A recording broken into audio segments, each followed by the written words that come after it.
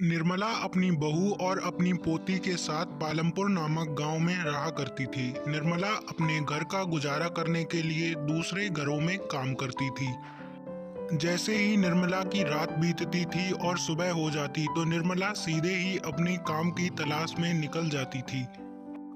आज निर्मला एक औरत के घर पर काम की पूछने के लिए जाती है। निर्मला औरत से कहती है, बेटा, क्या आपके घर पर कोई काम करने को है? अगर आपके घर की सफाई करने के लिए है तो मुझे बता दो, मैं कर दूंगी।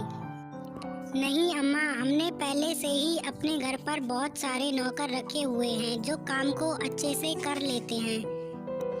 निर्मला उदास होकर उस औरत के घर से अपने घर की ओर निकल जाती है।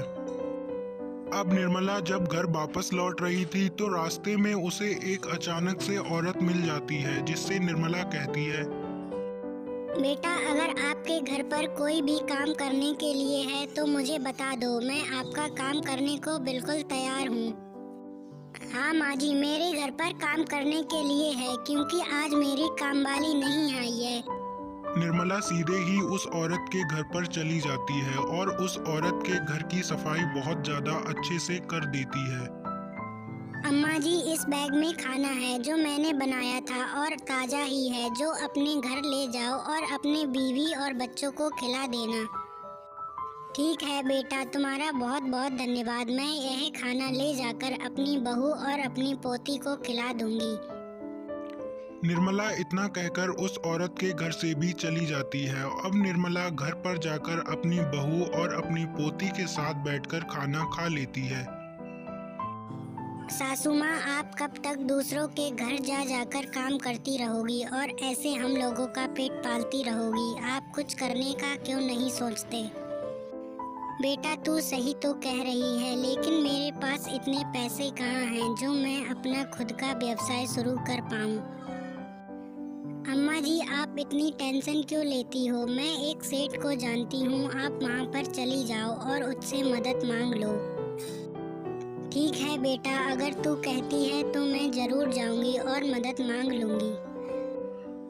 उस रात निर्मला का परिवार बेखटक होकर सो जाता है और अपनी रात को अच्छे से बिता लेता है।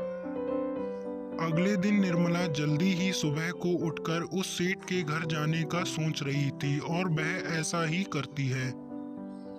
आओ अम्मा, बताओ क्या बात है, कैसे आना हुआ? आप इतने उदास क्यों लग रहे हो? बताओ अम्मा, मैं आपकी क्या मदद कर सकता हूँ? आप इतने उदास लग रहे हो, मुझे लगता है आपकी मदद करनी होगी। हाँ बेटा, तुम बिल्कुल सही कह रहे हो। आज मैं बहुत उदास हूँ क्योंकि मेरे घर पर कुछ भी खाने पीने को नहीं है।